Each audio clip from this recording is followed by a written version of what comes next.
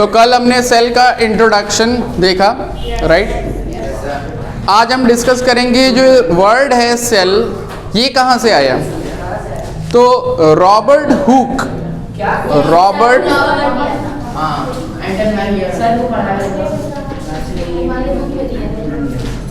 Robert Hooke was a scientist who first coined this term, जिन्होंने पहली बार इस term को दिया। तो what he did was he used a simple microscope and under that microscope he was observing a cork.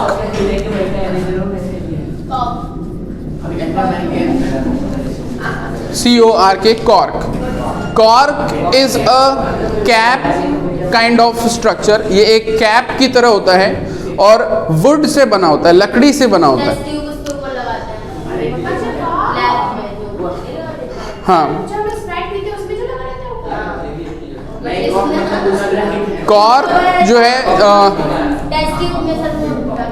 हाँ chemistry lab में देखने को मिल जाएगा। बीकर्स को जो है कॉर्क की मदद से उसको क्लोज कर दिया जाता है, बंद कर दिया जाता है। तो काइंड ऑफ कैप वहाँ पे काम करता है। स्पॉन्जी होता है, वुड से बना होता है ना। तो इसको उन्होंने अंडर माइक्रोस्कोप ऑब्जर्व किया, तो उसमें उन्हें कुछ पैटर्न्स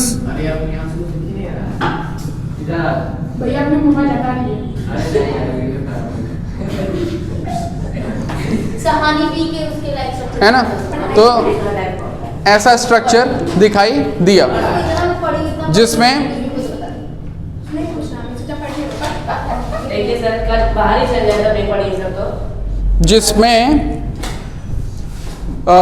जैसे एक मधुमक्खी का जो छत्ता होता है, बी हाइव, तो उसके जो कंपोनेंट्स यानी उसमें अगर हम उसको ऑब्जर्व करें ध्यान से, बारीकियों से देखें, तो उसमें जो है क्या बोलेंगे उसको, कंपार्टमेंट्स बने होते हैं छोटे छोटे, है ना, चैम्बर्स बने होते हैं छोटे छोटे। तो वो जो है वो जो स्ट्रक्चर है वैसा स्ट्रक्चर कुछ यहाँ पे दिख रहा था, तो उसे उन्होंने सेल का नाम दे दिया। Why cell? बिकॉज जो मॉन्क्स होते हैं, यानी जो बुद्धिज़्म में मॉन्क्स होते हैं, वो जब मेडिटेशन करते हैं या जहाँ रहते हैं वो अक्सर ऐसी जगहों पे रहते हैं जो काफ़ी आइसोलेटेड होता है, मतलब कि दुनिया से काफ़ी दूर, और उसमें वो क्या करते हैं कि जो भी बिल्डिंग होती है उस बिल्डिंग में छोटे छोटे रूम्स बनाते हैं, और एक पर्टिकुलर रूम जो है वो एक मॉन्क को दे दिया जाता है और उसमें वो अपना ज़िंदगी बिताता है और अपना मेडिटेशन करता है। तो that small room is called as cell, उसको सेल कहा जाता था। तो वहाँ से इन्होंने ये वर्ड लिया, क्योंकि उनको यहाँ पे भी जो है छोटे छोटे बॉक्सेस जैसे स्ट्रक्चर जो दिख रहे थे, इसको इन्होंने एक रूम की तरह से उसको समझा और उसको सेल का नाम दे दिया। तो तब से वर्ड यूज होने लगा सेल। बट ये क्योंकि डेड सेल था, तो डेड सेल में जो है कोई खास स्ट्रक्चर दिखाई नहीं देता है, बिकॉज उसमें प्रेजेंट होती है सिर्फ और सिर्फ सेल वॉल, है ना। सेल का एक पार्ट होता है सेल वॉल, तो वो सिर्फ प्रेजेंट होता है, कोई सेल ऑर्गेनिल नहीं होता है, कोई सेल ऑर्गेनिल नहीं होता है, इसलिए वो हॉलो या एम्प्टी दिखाई दे रहा था। उसमें सिर्फ मार्जिन्स थी, सेल वॉल थी। तो वहाँ पे ये वर्ड सेल जो है डिराइव किया गया। Varies on the basis of size, अलग अलग ऑर्गेनिज्म में अलग अलग लोकेशन, अलग अलग ऑर्गन्स, अलग अलग पार्ट्स पे जो अलग अलग डिफरेंट टाइप के सेल्स होते हैं। सेल्स की बहुत सारी वैरायटीज होती हैं। उन सेल को उनके साइजेस के बिहाफ पे जो है क्लासिफाई किया जा सकता है और उनको स्टडी किया गया है। तो द साइज ऑफ सेल जो है वो माइक्रोमीटर्स में जाता है, और माइक्रो को डिनोट करते हैं by the symbol mu. Micro is denoted by the symbol mu, इसको पढ़ते हैं mu, MEU, mu. It's kind of U with a two tail, तो म्यू, तो म्यू मीटर्स यानी माइक्रोमीटर्स, और माइक्रोमीटर्स का मतलब 10 to the power -6 मीटर, यानी 1 meter divided by 1 with 6 zeros,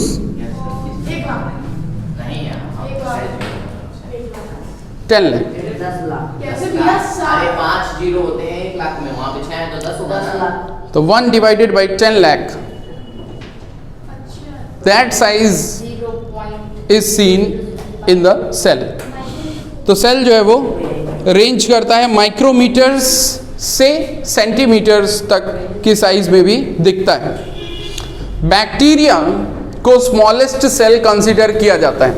bacteria is of very small size, it is from 0.2 to 0.5 micrometres, 0.2 से लेकर के 0.5 माइक्रोमीटर्स की साइज में होता है। कौन?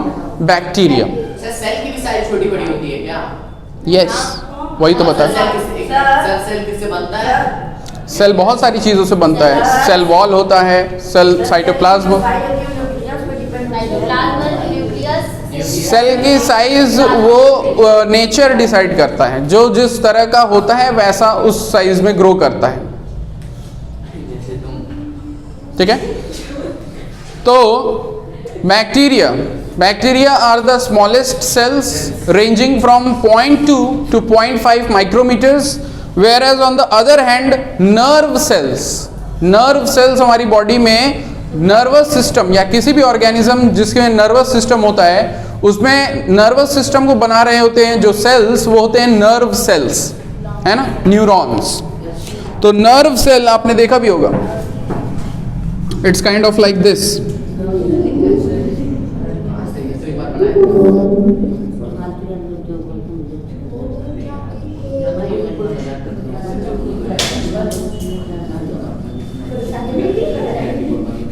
है ना,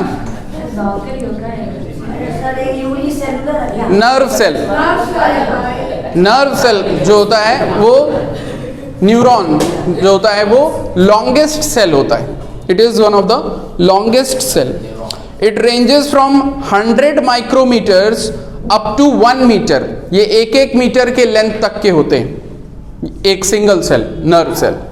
तो ये लॉन्गेस्ट सेल में आते हैं।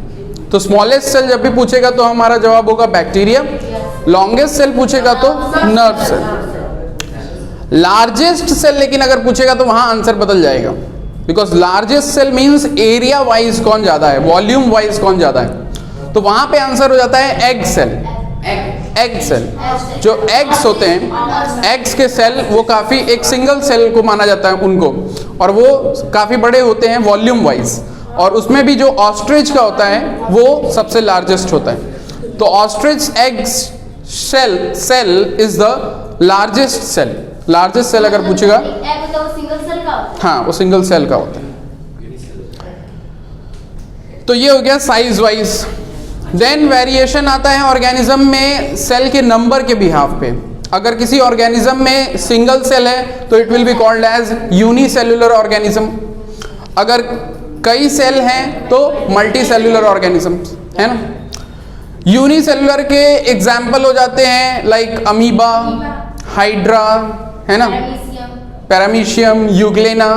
तो ये सब यूनिसेल्युलर ऑर्गेनिजम्स हैं, यानी माइक्रोस्कोपिक ऑर्गेनिजम्स।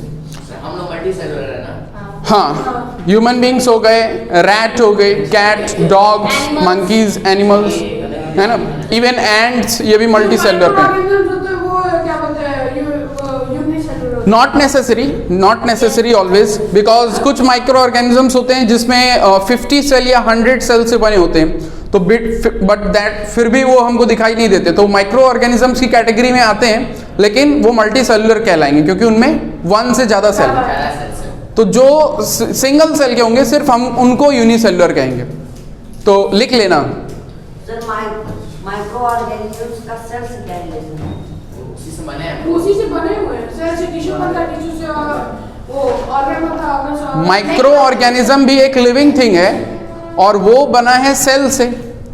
अब वो माइक्रो ऑर्गेनिज्म अगर सिंगल सेल से बना है, जैसे अमीबा एक होता है ऑर्गेनिज्म, तो अगर सिंगल सेल से बना है तो उसको यूनिसेल्युलर कह देते हैं। और यहाँ पे बात हो रही है सेल्स की, तो हम सेल्स टॉपिक डिस्कस कर रहे हैं। और अगर वो कई सेल से बने होते हैं तो मल्टी सेलुलर कह देते हैं उनको। ये चीज है। अभी क्या नोट कर रहा है? Classification on the basis of sales.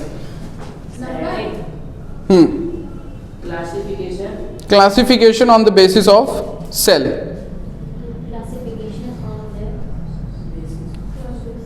On the basis of cells.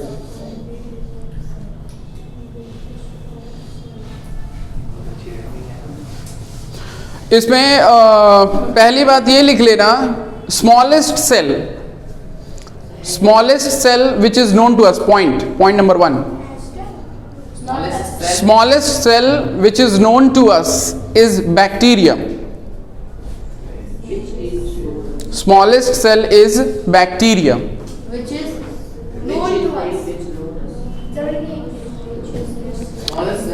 Smallest cell is bacteria, जिसकी साइज रेंज करती है कितने से कितने? 0.2 से लेके 0.5 0.2 to 0.5 माइक्रोमीटर्स, जिसकी साइज होती है 0.2 से लेके 0.5 माइक्रोमीटर्स। तो it is the smallest cell found in the nature. Angstrom होता है 10⁻⁻10, तो it is the smallest cell. Second point लिखना,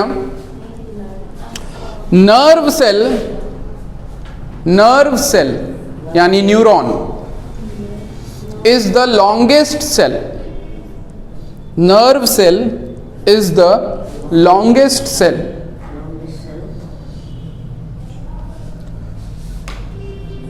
जिसकी साइज रेंज करती है फ्रॉम 100 माइक्रोमीटर्स, 100 म्यूमीटर्स टू 1 मीटर।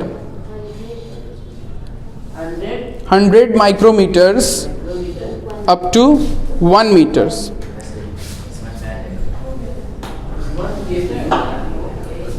है ना? तो ये जो नर्व सेल होता है, न्यूरॉन, लिविंग ऑर्गेनिज्म के अंदर पाया जाता है, जो नर्वस सिस्टम को बना रहा होता है, वो 1-1 मीटर की लेंथ का एक सेल होता है, तो काफी लंबा है, इट इज लॉन्गेस्ट। देन लिखना largest cell, point. Largest cell is ostrich egg cell. Largest cell is ostrich egg cell. Syringe.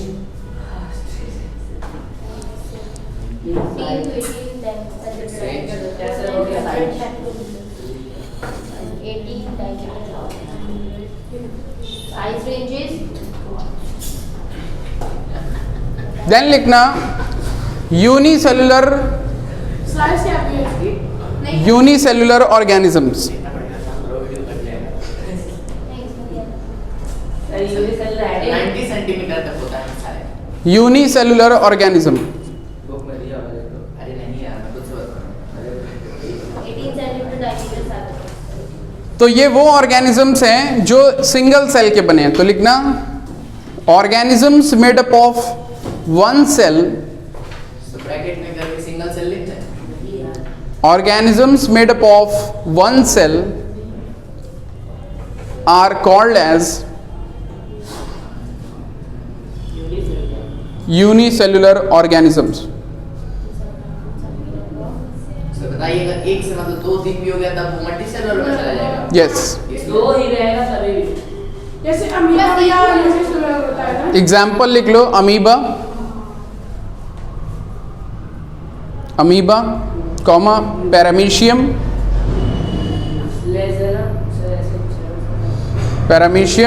Comma euglena, UGLEN है ना। Etcetera etcetera. मल्टीसेलुलर होता है ना, सिंगल। देन लिखना multicellular,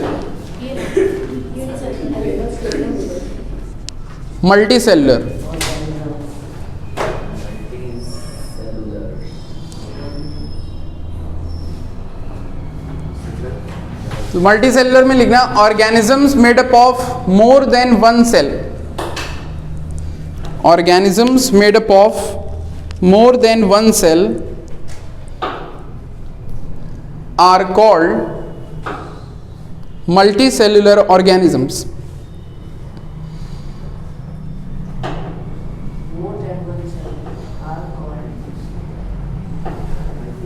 Multicellular. Example, human beings.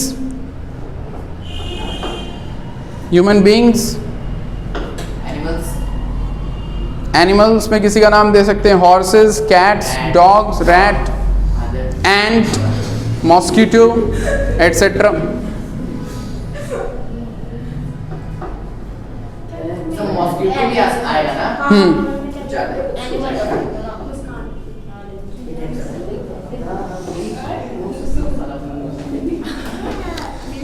Then variation in shape. Variation means change. Variation, हाँ, difference. Variation in shape. अब बहुत सारे अलग अलग तरह के जगह पे जो है ऑर्गेनिजम्स या उनके बॉडी पार्ट्स को बना रहे हैं सेल्स, तो उनके शेप जो है वो वैरी करते हैं उनके फंक्शन के हिसाब से। उनका जो शेप है वो वैरी करता है। जैसे हम ब्लड की ही बात कर लें तो ब्लड में जो अपना होता है कई तरह के सेल्स पाए जाते हैं। उनमें से एक होता है आरबीसी, रेड ब्लड सेल्स। तो आरबीसी जो होता है it is of disk like. RBC जो होता है it is disk like in shape, है ना। कल हमने देखा था वीडियो में आरबीसी सर्कुलर शेप था और डिस्क लाइक। और वहीं डब्ल्यूबीसी जो होता है वो अमीबॉइड होता है, यानी उसका कोई शेप नहीं होता है, irregular in shape, no definite shape, कोई पर्टिकुलर शेप नहीं, उसका नाम नहीं दे सकते। तो शेप जो है वो अलग अलग सेल का अलग अलग होता है। उसी तरह से अमीबा, तो amoeba is also irregular in shape. It has no definite shape, यानी इसके शेप को कोई नाम नहीं दे सकते। जब खाने मतलब जाता है तब। अरे बीच वाला न्यूक्लियस होता है। हाँ, तो amoeba no definite shape,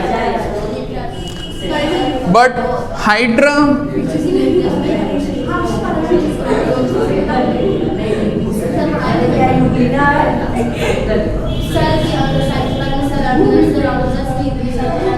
it's hydra, ये भी माइक्रो ऑर्गेनिज्म। अमीबा के पास मुंह नहीं होता है ना, तो कहीं से भी खा लेता है। कहीं से भी खा लेता है, बॉडी से बॉडी है उसकी। तो जानता हूँ। ऑर्गेनिज्म चेंज हो रहा है तो सेल का जो शेप है वो भी चेंज हो रहा है। हाइड्रा एक्सेल है। हाइड्रा। ऐसे ऐसे रहते हैं। मल्टी। मल्टी। फिर पैरामीशियम,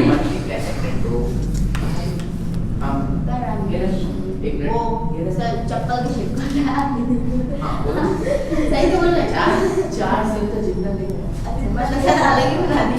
ये देखो कार लग गया। नहीं सर, वो सीलिया है ना, जिससे मूव करता है। पैरामीशियम है। सीलिया है जिससे मूव करता है।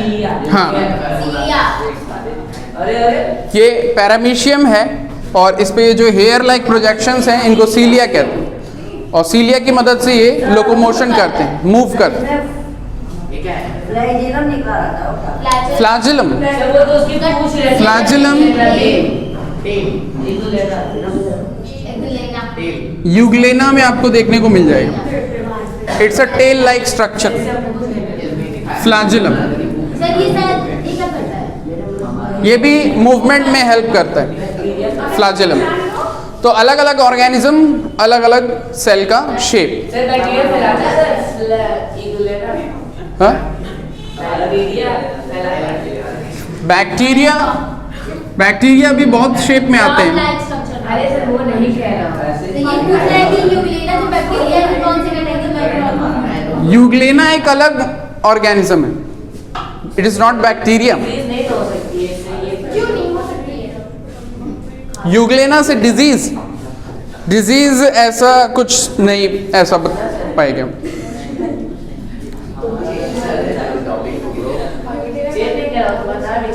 अब सिर्फ ऑर्गेनिज्म के बदलने से ही सेल का शेप नहीं बदलता है। Even with in the organisms body जो ऑर्गन्स हैं उन ऑर्गन्स के सेल्स भी चेंज हो जाते हैं। जैसे हमारी बॉडी में नर्वस सिस्टम है तो नर्वस सिस्टम का जो नर्व सेल है वो कुछ और शेप का है और जो ब्लड का सेल है वो कुछ और शेप का है। तो विद इन द ऑर्गेनिज्म जब ऑर्गन्स चेंज होते हैं तो भी हमको कई अलग अलग तरह के सेल्स देखने को मिलते हैं।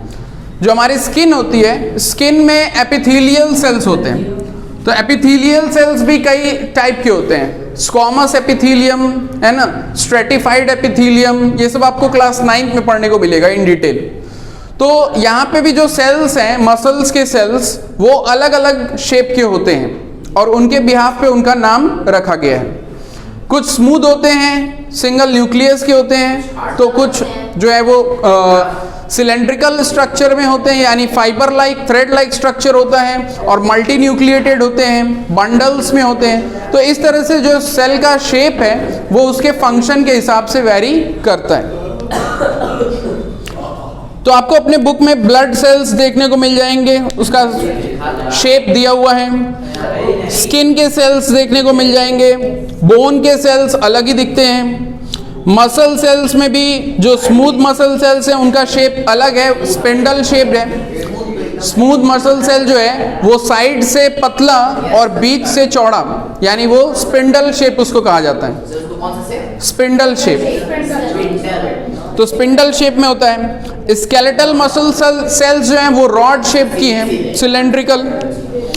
देन कॉलमनर एपिथेलियल सेल्स, कुछ सेल्स जो मसल्स की होती हैं, स्किन की होती हैं, जो लेयरिंग बना रही होती हैं, उसमें सिलिया स्ट्रक्चर पाया जाता है, तो वो भी होता है चाहे, तो वो भी देखने को मिलता है। कुछ सेल्स में हेयर लाइक स्ट्रक्चर्स प्रेजेंट होते हैं। और न्यूरॉन्स बिल्कुल अलग ही स्ट्रक्चर होता है।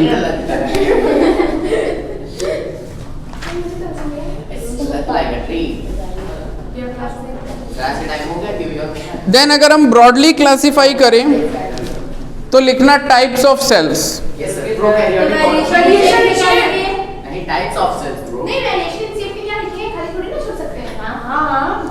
Different types of shapes are found in cells. Example: amoeba, hydra, euglena, paramecium, RBC, WBC, skeletal cell, muscle cell, nerve cell, है ना? ये सब लिख लेना। नेक्स्ट लिखना टाइप्स ऑफ सेल्स। नहीं, वो बाद में लिखना घर पे। नेक्स्ट लिखो types of cells. Types of cells में लिखना there are mainly two types of cells. There are mainly two types. Two types of cells. One is called prokaryotic. पहला कौन सा है? One is called prokaryotic.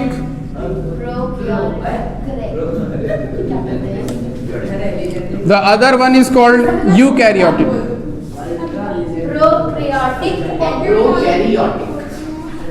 Prokaryotic and eukaryotic cell.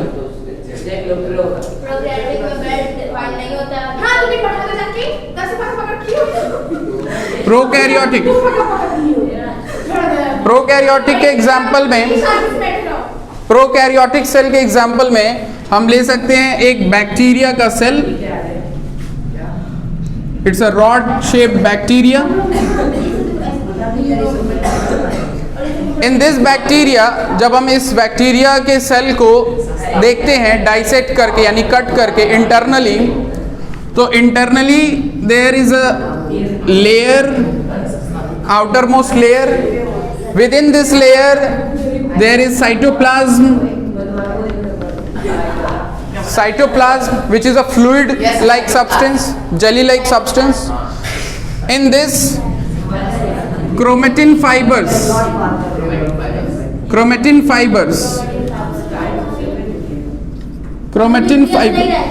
Chromatin fibers are present. Chromatin fibers जो है वो DNA contain करते हैं। Chromatin fibers are made up of DNA, है ना, which is responsible for the hereditary characteristics. Hereditary characteristics आती हैं जिस पार्ट की वजह से जो है क्रोमोसोम्स, जैसे हमारी बॉडी में क्रोमोसोम्स होते हैं, तो यहाँ पे प्रॉपर क्रोमोसोम्स नहीं होते हैं, क्रोमेटिन फाइबर्स होते हैं। हमारी बॉडी में भी क्रोमोसोम्स जो हैं वो इनिशियली क्रोमेटिन फाइबर स्टेज में होते हैं जब सेल में रहते हैं, तो यानी फाइन थ्रेड लाइक स्ट्रक्चर में वो पूरे न्यूक्लियस में फैले हुए होते हैं। और जब सेल डिवाइड करने वाला होता है तो ये क्रोमेटिन फाइबर्स यानी जो थ्रेड लाइक स्ट्रक्चर है ये आपस में एक दूसरे के क्लोज आ जाते हैं और कंडेंस कर जाते हैं। कंडेंस करके ये पेयर्स बना लेते हैं।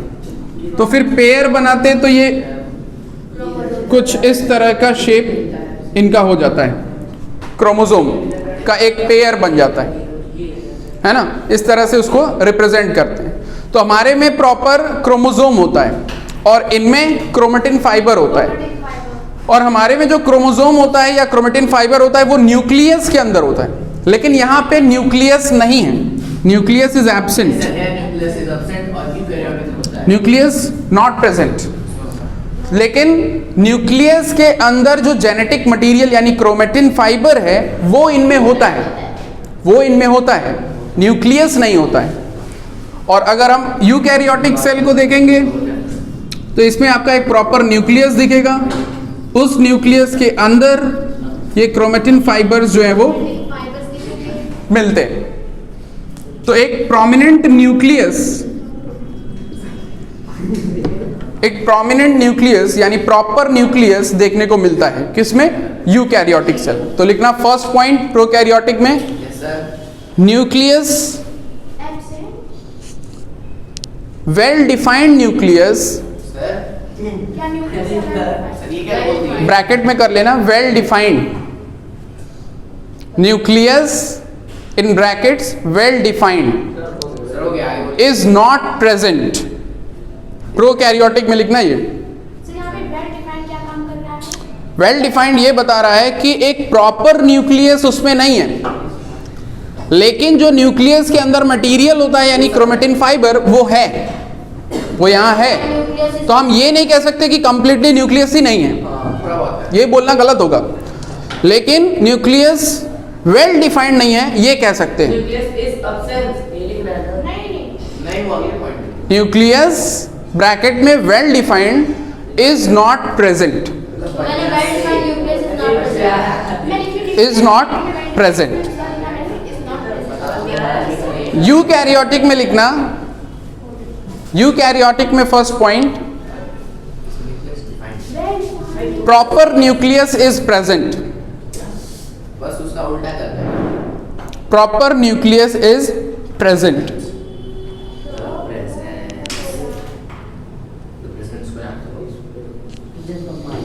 देन प्रोकैरियोटिक में सेकंड पॉइंट, सेल के अंदर जैसे हमारी बॉडी के अंदर अलग अलग ऑर्गन्स हैं जो हमको बना रहे हैं, वैसे सेल के अंदर सेल को बनाने वाले छोटे छोटे ऑर्गेनील्स होते हैं यानी पार्ट्स होते हैं जो सेल को बना रहे होते हैं।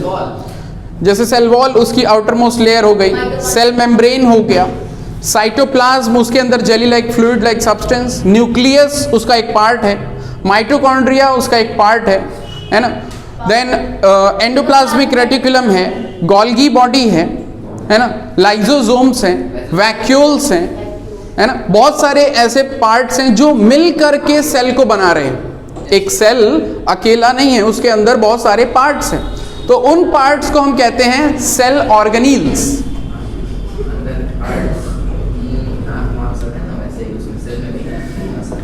The parts of cell are called as cell organelles। वहाँ ऑर्गन नहीं ऑर्गेनील्स बोलते हैं।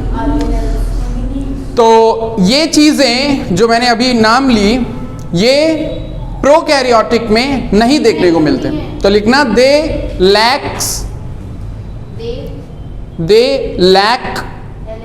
LACK, they lack membrane bound membrane bound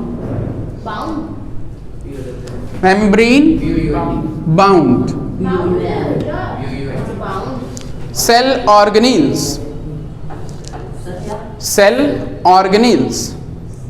यानी जो प्रोकैरियोटिक सेल है उसमें आपको ये जो सेल ऑर्गेनील जो मैंने नाम लिए जैसे माइटोकॉन्ड्रिया, तो वो माइटोकॉन्ड्रिया जो है उसमें एक डबल लेयर्ड होती है, आउटर मोस्ट उसके लेयरिंग होती है, उस लेयर को हम मेम्ब्रेन कहते हैं।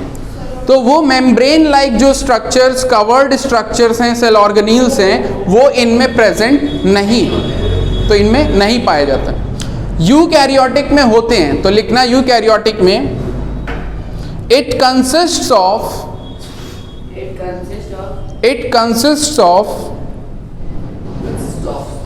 cell organelles like mitochondria, cell organelles like mitochondria,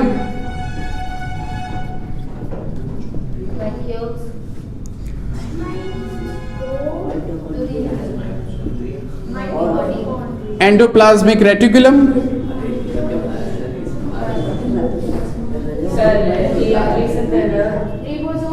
endoplasmic reticulum, ribosomes,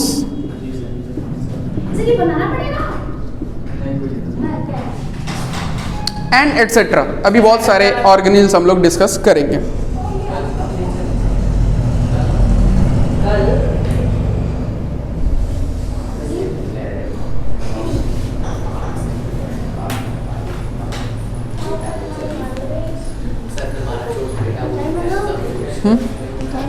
नहीं,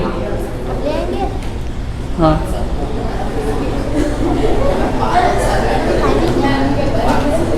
देन लिखना प्रोकैरियोटिक में लिखना these are smaller in size. Prokaryotic cells, these are smaller in size, size wise ये छोटे होते हैं, इसीलिए बैक्टीरिया इसमें एक एग्जाम्पल दिया गया है।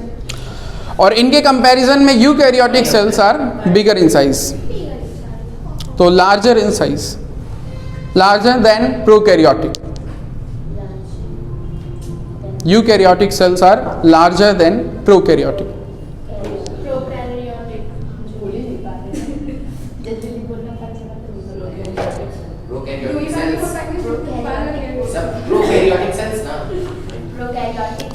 तो तीसरा डिफरेंस हो गया साइज का।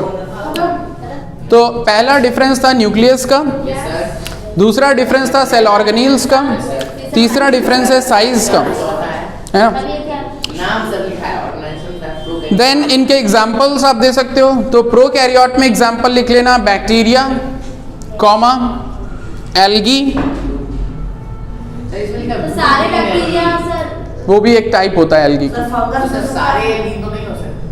सर वायरसेस नहीं, उनके पास होता है सर प्रोकैरियोटिक में example bacteria, comma, algae, east, yes sir, नहीं ईस्ट में होता है etcetera.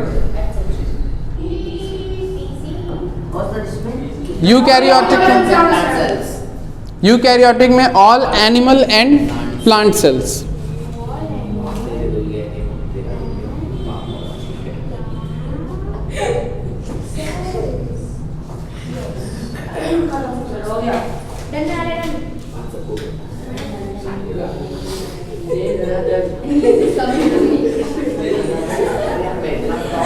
Size is coming to me. You know, size is coming to me.